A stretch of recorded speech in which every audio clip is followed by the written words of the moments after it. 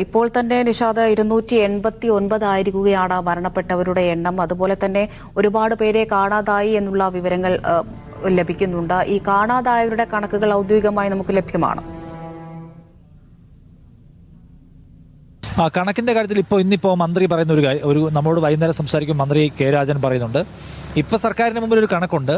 പക്ഷേ ആ കണക്ക് എന്തുമാത്രം ശരിയാണെന്ന് സർക്കാർ തന്നെയും സമ്മതിക്കുന്നില്ല. കാരണം റവന്യൂ മന്ത്രി പറഞ്ഞത് ഒരു ക്ലെയിം ഈ കാര്യത്തിൽ ശരിയാവണ്ണം വന്നിട്ടില്ല. ഞങ്ങളുടെ ഇന്ന ബന്ധുക്കളെ കാണുന്നില്ല, സഹോദരിയെ മക്കളെ അല്ലെങ്കിൽ അച്ഛനെ അമ്മയെ കാണുന്നില്ല എന്നുള്ളൊരു ക്ലെയിം ആളുകളുടെ ഭാഗത്ത് നിന്ന് പൂർണ്ണമായും വന്നു തുടങ്ങിയിട്ടില്ല. അങ്ങനെ വരാത്തതിന് പല കാരണങ്ങളുണ്ട്. ഇന്നിപ്പോൾ ആളുകൾ ക്യാമ്പിലാണുള്ളത്. ക്യാമ്പിലുള്ള ആളുകൾ വല്ലാത്തവരും ട്രോമയെ അനുഭവിക്കാമെന്ന് നമുക്കറിയാം. അവർക്ക് ഇപ്പോൾ എല്ലാ കാര്യങ്ങളൊന്നും പ്രോപ്പറായി കമ്മ്യൂണിക്കേറ്റ് ചെയ്യാൻ പോലും പറ്റുന്നില്ലാത്ത സാഹചര്യമുള്ള ആൾക്കാരുണ്ട്. അപ്പോൾ അത്തരം ആളുകളുമായിട്ട് നിങ്ങൾ മിങ്കിൾ ചെയ്യുന്നത്, അവരെ എക്സ്പോസ് ചെയ്യുന്നത് അവസാനിപ്പിക്കണമെന്ന് സർക്കാർ പറയുന്നതിൻ്റെ കാരണം കൂടി തന്നെ അവർ നേരിടുന്ന ഇപ്പോഴത്തെ ട്രോമയെ നമ്മൾ ആ നിലയ്ക്ക് നേരെ എടുത്ത് പുറംലോകത്തെ കാണിക്കുന്നതിൽ പ്രശ്നമുണ്ട് എന്ന മട്ടിൽ അവിടെ പ്രവർത്തിക്കുന്ന ആളുകൾക്ക് നിയന്ത്രണം ഏർപ്പെടുത്തിയല്ലോ. അപ്പോൾ അതുകൊണ്ട് തന്നെ ഈ ക്ലെയിം ഈ പരാതികൾ കിട്ടുന്നില്ല എന്നുള്ള ഇൻഫർമേഷൻസ് സർക്കാരിന് മുമ്പിൽ വന്നിട്ടില്ല.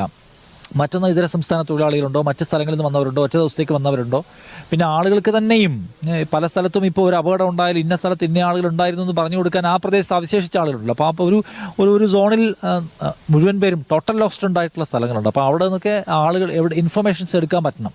അതുകൊണ്ട് ഗവൺമെൻറ് ഇപ്പോൾ ഈ വോട്ടർ പട്ടിക വഴിയും ഒപ്പം തന്നെ റേഷൻ കാർഡ് വഴിയൊക്കെ കണക്കെടുക്കാനുള്ള ശ്രമം നടത്തുകയാണ്.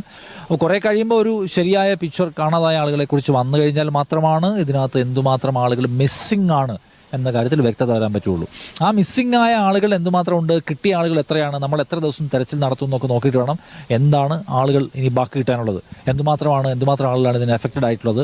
അപ്പോൾ എവിടെയൊക്കെയാണ് തെരച്ചിൽ നടത്തുക. നമ്മൾ നേരത്തെ പറഞ്ഞ പോലെ ഒരുപാട് സ്ഥലങ്ങളിൽ ആളുകൾ ഇങ്ങനെ പോയി അടിഞ്ഞിട്ടുണ്ട്. അവിടെ നിന്നൊക്കെ കണ്ടെടുക്കുക എന്ന് പറയുന്ന പ്രോസസ്സ് തന്നെ പ്രയാസമായിരിക്കും. അപ്പോൾ ഒരു ഘട്ടം കഴിഞ്ഞാൽ തെരച്ചിൽ പൂർണ്ണമാക്കാതെ നമ്മളിപ്പോൾ പുത്തുമലയിലും കവളപ്പാറയിലും ഒക്കെ കണ്ട പോലെ അവസാനിപ്പിക്കേണ്ടി വരുമെന്നാണ് ഇവിടുത്തെ സാഹചര്യം കാണുമ്പോൾ തോന്നുന്നത്. പിന്നെ ഇവിടുത്തെ ടെറൈൻ കുറച്ച് വളരെ മോശമാണ്.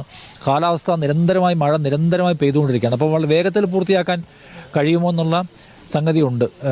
അപ്പോൾ അതുകൊണ്ട് കണക്കുകളുടെ കാര്യത്തിൽ എന്തായാലും കേരളം ഇതുവരെ കണ്ടതിൽ വെച്ച് ഏറ്റവും വലിയ ദുരന്തമായി ഇത് മാറും എന്നതിൽ തർക്കമില്ല. കാരണം ഇപ്പോൾ തന്നെ നമ്മൾ 300-ലേക്ക് വളരെ വേഗത്തിൽ മരണസംഖ്യ അടുത്തുകൊണ്ട് ഇരിക്കുകയാണ്. ഇനിയും ഒരു 190 പേരെങ്കിലും കാണാനില്ല എന്നുള്ള ഇൻഫർമേഷനാണ് സർക്കാരിന് മുമ്പിലുള്ളത്. 10,000-ഓളം ആളുകൾ ഉണ്ടായിരുന്ന ഒരു പ്രദേശത്തുണ്ടായ വലിയ അപകടമാണ്. ഇത്രയൊന്നും മരണം സംഭവിച്ചാൽ പോരായെന്ന് ഇവിടുത്തെ ആളുകൾ പറയുന്നുണ്ട്. ഇപ്പോൾ മുണ്ടക്കൈ, പുഞ്ചിരിമട്ടം ഈ മേഖലയിലൊക്കെ ആളുകൾ ഒരുപാട് സജീവമായിട്ടുണ്ടായിരുന്ന ആളുകൾ സജീവമായി വസിച്ചിരുന്ന ഒരു സ്ഥലമാണ്. അപ്പോൾ അവിടെ ഉണ്ടായിട്ടുള്ള അപകടത്തിൻ്റെ കാഷ്വാലിറ്റി എന്തുമാത്രം പോയിട്ടുണ്ടെന്നറിയാൻ ഒരുപക്ഷെ ഇനിയും സമയമെടുത്തേക്കും എന്നതാണ് പ്രധാന കാര്യം.